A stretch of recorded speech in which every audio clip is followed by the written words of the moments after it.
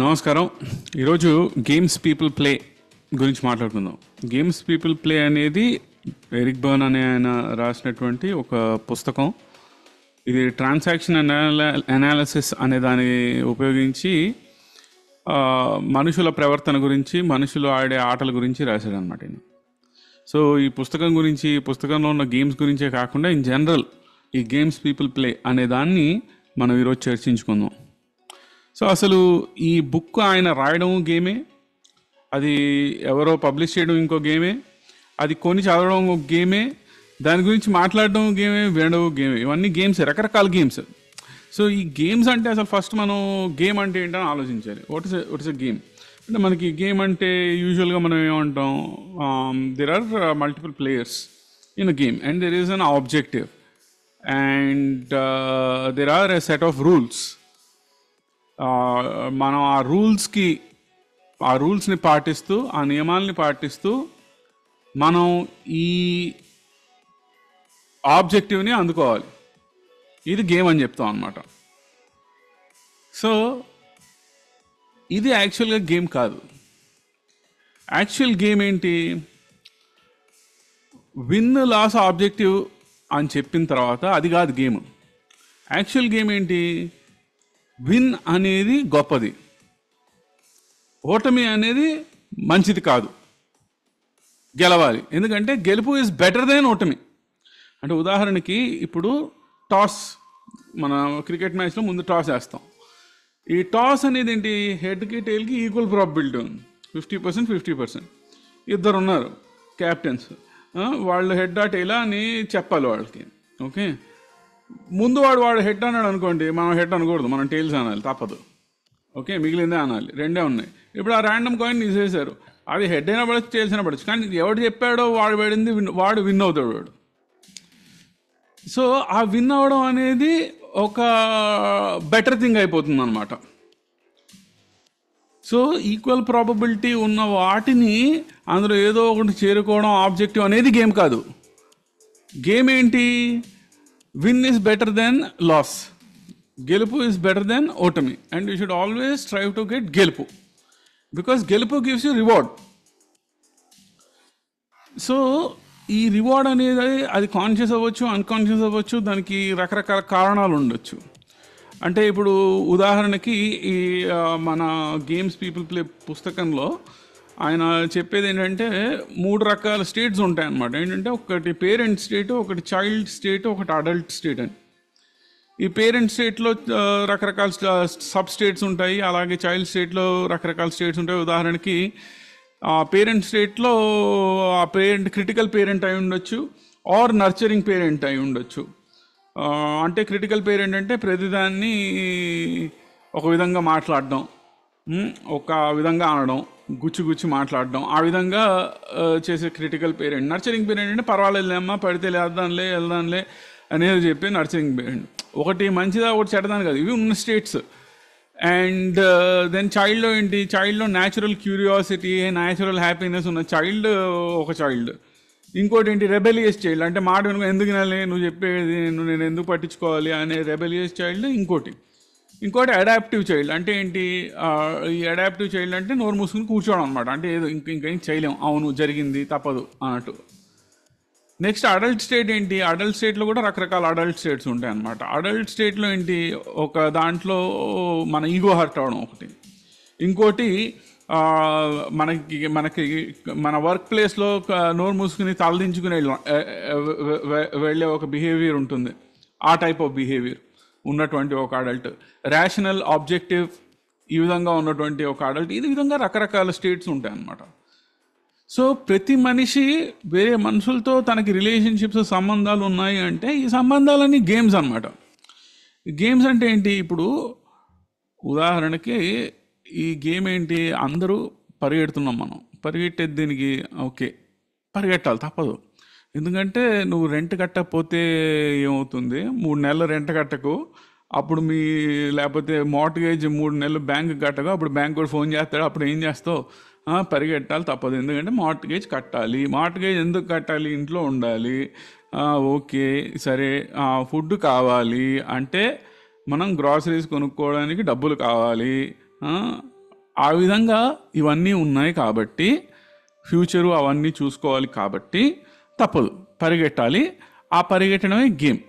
So ఇప్పుడు for example హైపోథెటికల్గా ఇప్పుడు మీకు కావాల్సినంత ధనం, కావాల్సినంత టైము, కావాల్సినంత ఏది కావాలంటే అన్నీ ఉన్నాయనుకోండి. సో అనంతమైన టైము, అనంతమైన డబ్బు, అనంతమైన అవన్నీ ఉన్నాయనుకోండి. అప్పుడు ఏం చేస్తారు అంటే ఉదాహరణకి ఇప్పుడు ఉన్న ఓటీటీల్లో ఉన్న ప్రతి సినిమా చూసేసారు, ప్రతి సీరియల్ చూసేసారు, ఉన్నవన్నీ చదవగలిగినవన్నీ చదివేశారు. ఓకే, ఇంకా ఎంటర్టైన్మెంట్ ఇంకేం లేదు ఇంకా. అప్పుడు ఏం చేస్తారు? సో ఆ స్టేజ్ అప్పుడు ఏం చేస్తారంటే అప్పుడు ఏది చేయడానికి లేకపోతే దాన్ని తట్టుకోలేము. That state of nothingness, we're scared of that state of nothingness. అంటే ఏంటి? ఏదో ఒకటి చేస్తూ ఉండాలి, ప్రతి క్షణం ఏదో ఒకటి జరుగుతూ ఉండాలి, ప్రతి క్షణం ఏదో ఒకటి చేస్తూ ఉండాలి, లేకపోతే ఏదో అయిపోతుంది అనే ఒక పర్పెచువల్ ఫియర్, ఒక పర్పెచువల్ భయం. విన్ అవ్వాలి, గెలవాలి. అంటే ఆ గెలవాలి అంటే 2020 వరల్డ్ కప్ గెలవాలని కాదు. ఆ గెలవాలంటే ఏంటి? వాడికి ఒకడికి 5,000 రూపాయలు జీతం రావడం వాడికి గెలవడం అవ్వచ్చు, వాడికి ఇంకోటికి మార్క్స్కి వెళ్ళడం వాడికి గెలుపు అవ్వచ్చు. సో ఇవి రకరకాలుగా ఉన్నా సరే ఈ గెలుపు ఓటమి కన్నా గెలుపు గొప్పది అనేది ఒప్పుకోవద్దు. ఓటమిని ఒప్పుకోవద్దు, నువ్వు ఒప్పుకోవద్దురా ఓటమి అని మనం అంటున్నాం. ఎందుకు ఒప్పుకోకూడదు ఓటమిని? సో ఈ గెలుపు ఎక్కువగా ఉండడం మూలంగా ఫియర్ తోటి మనం ప్రతిదానికి ఒక అనాలిసిస్ పెట్టాం అనమాట. ఈ ఫస్ట్ ఆఫ్ ఆల్ ఈ అనాలిసిస్ ఏంటి? ఇప్పుడు నేను చేస్తుంది కూడా అనాలిసిసే 100%. I'm playing in intellectual game here, there is no doubt about that, right? So ఆ రకరకాల గేమ్స్ అని ఎందుకు? Because there is pleasure, there is a reward pleasure cycle. ఆ ప్లెజర్ ఏంటి? ఇప్పుడు నేను ఒక కప్పు కాఫీ తాగాను, మొట్టమొదటిసారి కాఫీ తాగాను నేను జీవితంలో, మొట్టమొదటిసారి కాఫీ తాగాను. నాకు కాఫీ నచ్చుతుంది, కాఫీ నచ్చదు, కాఫీ అంటే నాకు తెలీదు. నేను జీవితంలో మొట్టమొదటిసారి కాఫీ తాగాను. ఓకే, పోనీ గ్రీన్ టీ తాగాను, జీవితంలో మొట్టమొదటిసారి గ్రీన్ టీ తాగాను.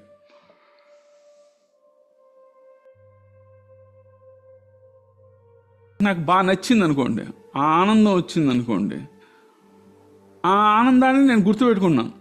అరే ఆ రోజు పొద్దున్న మంచిగా ఫుల్ ఫ్యాట్ మిల్క్లో బాగా కాగిచ్చి, బాగా మరిగిచ్చి, Nescafe Sunrise coffee powder మంచిగా వేసుకుని పంచదార కలుపుకుని బాబా వేడివేడిగా తాగితే అనే ఒక మెమరీ దాంతో అసోసియేట్ చేశాను నేను.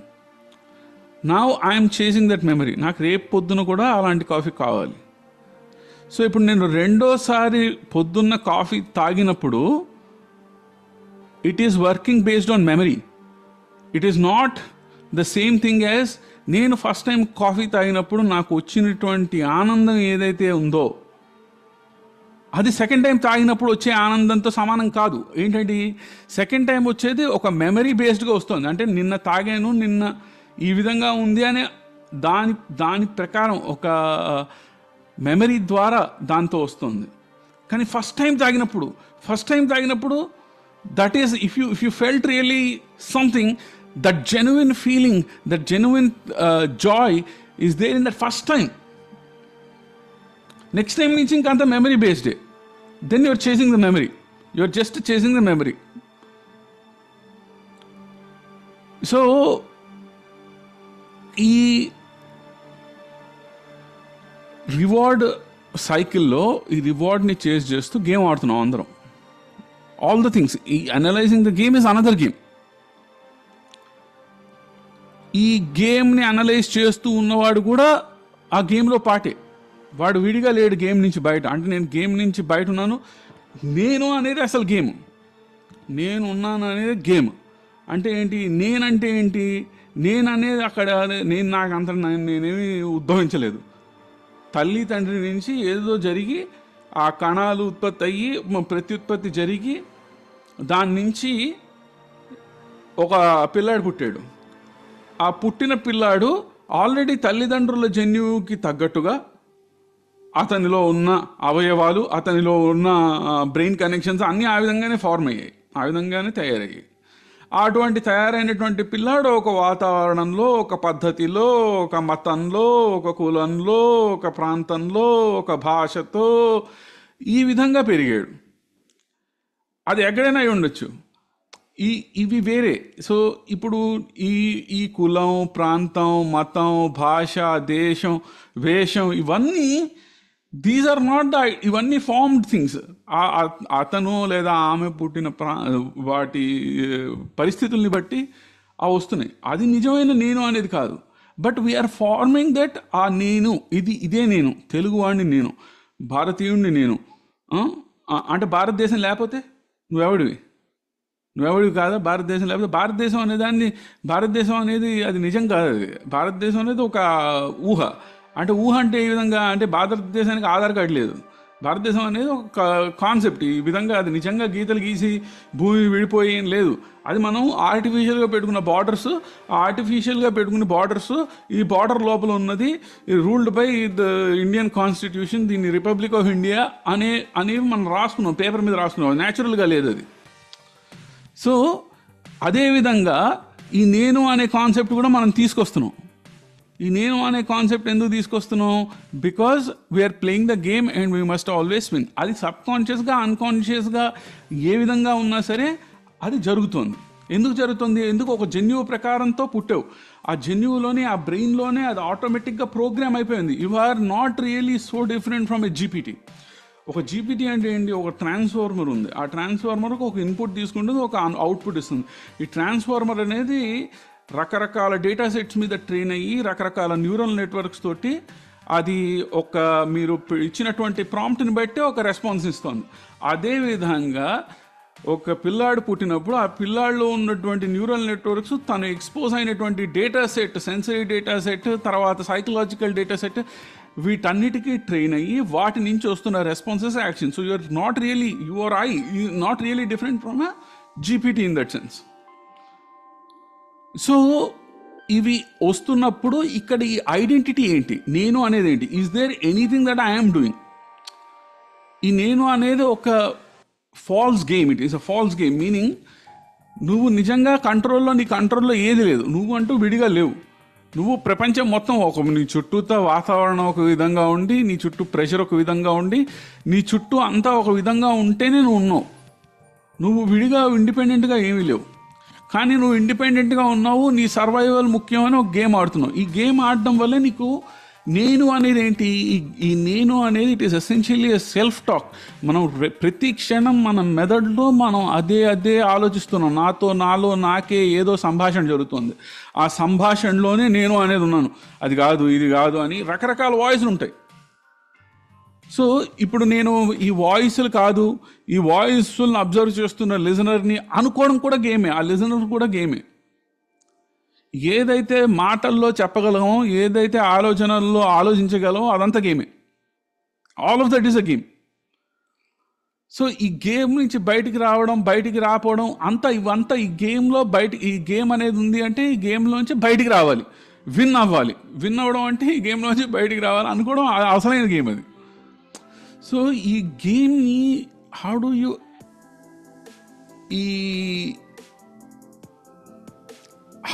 అంటే ఈ గేమ్ని ఎందుకు ఎలా ఆడుతున్నాం? ఇప్పుడు ఒక సమాజం అనేది ఉంది. ఈ సమాజం అనే దాంట్లో రకరకాల వాళ్ళు రకరకాలుగా కాల పరిస్థితుల్ని బట్టి ఒక్కొక్క గేమ్ పెడుతున్నారు. అంటే ఏంటి? ఇప్పుడు మనకి గుడ్ బ్యాడ్ అనే ఒక ఇది మోరల్ కోడ్, లీగల్ కోడ్ ఇవన్నీ మనం తయారు చేస్తున్నాం సమాజంలో. లీగల్ కోడ్ ఒకలా ఉండొచ్చు, మోరల్ కోడ్ ఇంకోలా ఉండొచ్చు. ఇప్పుడు ఉదాహరణకి పవన్ కళ్యాణ్ 3 పెళ్ళిళ్ళు చేసుకున్నాడు అనేదాన్ని ఒక లీగల్ కోడ్లో దానికి ఏం తప్పలేదు. Whatever he can give divorce and he can marry someone, దానికి ఏం లేదు. Again I'm not commenting on Pawan Kalyan as a person, just ఒక ఉదాహరణ కోసం చెప్తున్నాను. కానీ దాన్ని ఒక మోరల్ కోడ్గా పెట్టాం మనం. మోరల్ కోడ్గా పెట్టి అదేదో కించపరుస్తూ మాట్లాడడానికి ఉపయోగిస్తున్నాం. సో ఈ కించపరుస్తూ అనేది అది ఒక మోరల్ కోడ్. ఇదేంటి ఆ సమాజం అనేది పెట్టింది. ఆ సమాజం కళ్ళలో ఇది మంచిది కాదు కాబట్టి, విడాకులు అనేది మంచిది కాదు కాబట్టి పవన్ కళ్యాణ్ అనేవాడు దేర్ఫోర్ మంచివాడు కాడు అనేటువంటి ఒక ఇంప్లికేషన్ని ఇంప్లై చేయడానికి ఈ ఆ సమాజంలో ఉన్న మోరల్ కోడ్ని వాడుతున్నాం. ఇప్పుడు ఆ సమాజంలో ఉన్నటువంటి ఆ మోరల్ కోడ్కి ఉదాహరణకి చెప్తున్నాను నేను. ఇది తప్పు, ఇది ఒప్పు. అంటే తప్పు చేసిన వాడు చెడ్డోడు. అంటే ఇప్పుడు తప్పు చేసిన వాడు చెడ్డోడు కాకపోవచ్చు, వాడి వల్ల తప్పు జరిగి ఉండొచ్చు, వాడు కావాలనుకుని చేసి ఉండకపోవచ్చు, బట్ తప్పు జరిగిన వాడు చెడ్డోడు.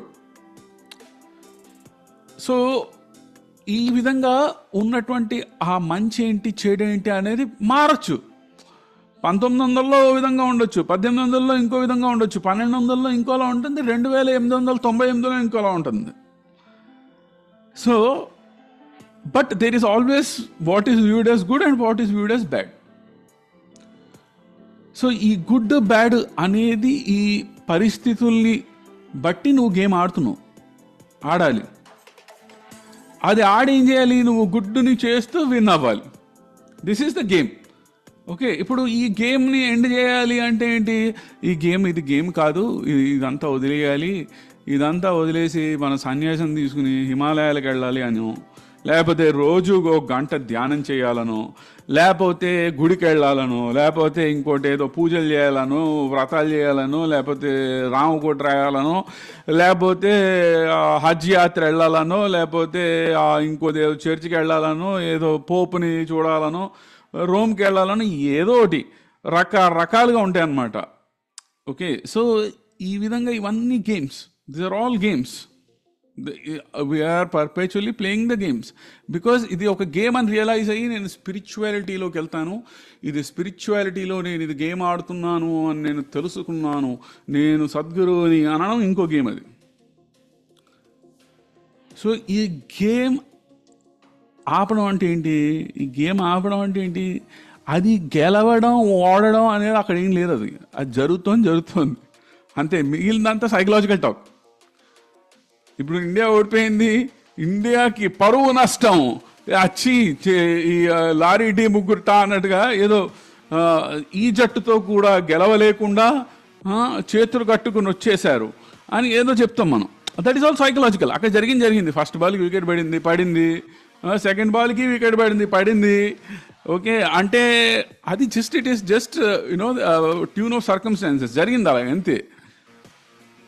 అది అక్కడ వాడేమి రోహిత్ శర్మ గాడే నేను ఇండియాకి ఇన్ని రోజులు ఆడాను కదా, ఊపితే పోద్ది కదా అని ఆడేం ఆడలేదు.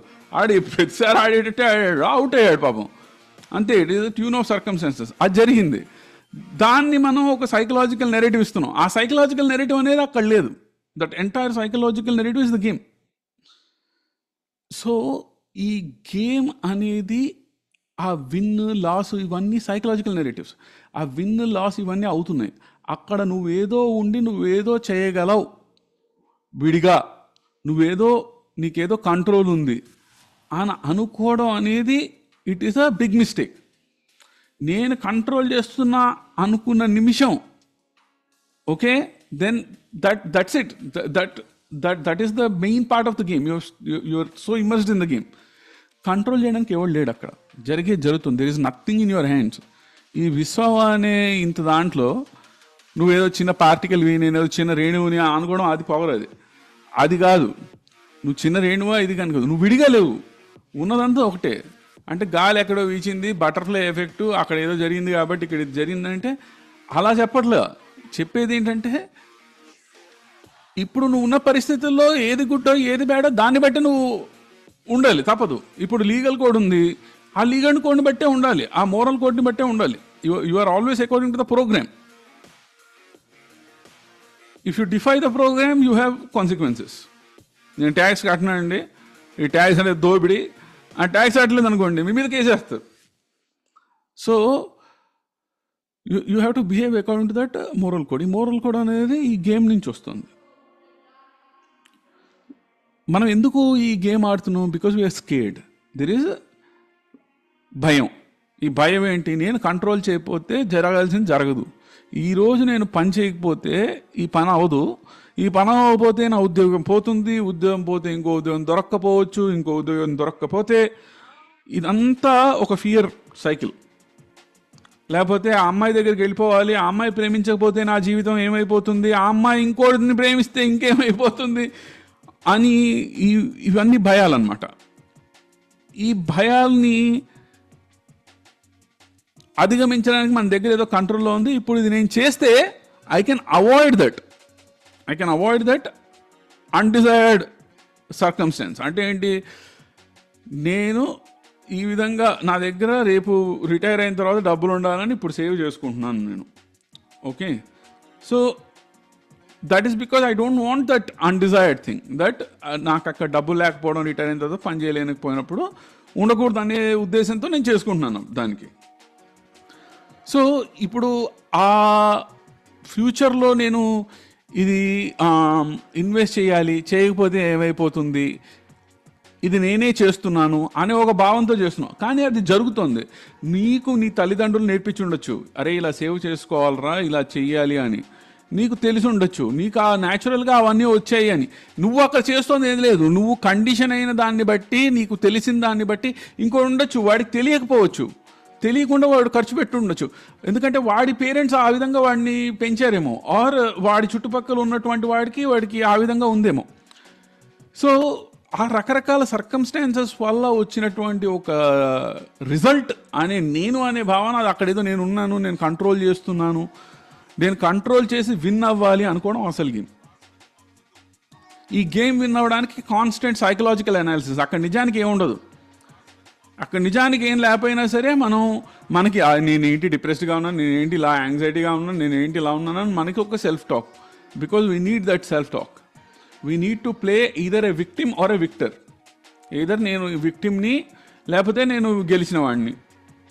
ఓకే, సో ఈ గెలుపు ఓటమిలో ఒక సైడ్ ఉన్నవాడిని నేను, ఆర్ ఆ సైడ్ నుంచి ఈ సైడ్కి, ఈ సైడ్ నుంచి ఆ సైడ్కి ఒడిదొడుకుల్లో పడుతున్నవాడిని నేను. ఇవన్నీ రకరకాల సైకలాజికల్ టాక్స్ అన్నీ ఆడేటువంటి games. Because the conditioning is such. ఈ కండిషన్కి మళ్ళీ పేరెంట్స్ని బ్లేమ్ చేయగలమా? వాళ్ళ పేరెంట్స్ని బ్లేమ్ చేయగలం? లేదు, అది ఉంది అంతే. ఇక్కడ కంట్రోల్ చేసేవాడు ఎవడు లేడు. సో ఆ గెలుపు ఓటమి అనేవి వాట్ ఎవర్ హ్యాపెన్స్, దట్ అది గెలుపు గొప్పది, ఓటమి చెడ్డది అనేది ఒక సైకలాజికల్ టాక్. సో ఇక్కడితో ఈ గేమ్స్ పీపుల్ ప్లే అనేదాన్ని ఇక్కడితో ఆపేస్తున్నాను. Thank you.